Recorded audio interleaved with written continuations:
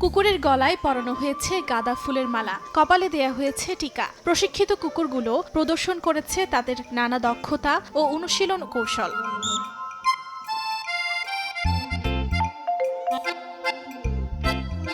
নেপালের রাজধানী কাঠমান্ডুতে চলছে বিশেষ এক উৎসব, কুকুর তিহার উৎসব। কুকুর তিহার নেপালের অন্যতম আনন্দমুখর উৎসব। এই উৎসবে শুধু কুকুর নয়, গরু ও কাককেও পূজা করা হয়।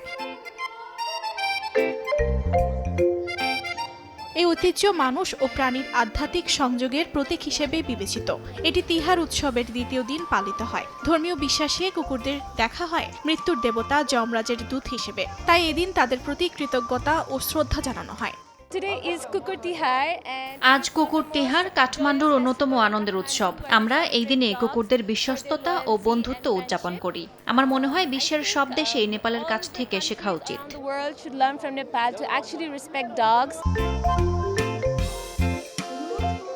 নেপালের বাইরে প্রতিবেশী ভারতেও এবছর কিছু সংগঠন কুকুর তিহার উৎসব উদযাপন করেছে। স্থানীয় এনজিওগুলো আশ্রয়কেন্দ্রে থাকা পথকুকুরদের মিষ্টি খাইয়ে, ফুলে সাজিয়ে ভালোবাসা ও সম্মানের বার্তা ছড়িয়েছে। তাদের মতে এই দিনটি অবহেলিত প্রাণীদের প্রতি সহমর্মিতা প্রকাশের জন্য সুন্দর এক উপলক্ষ।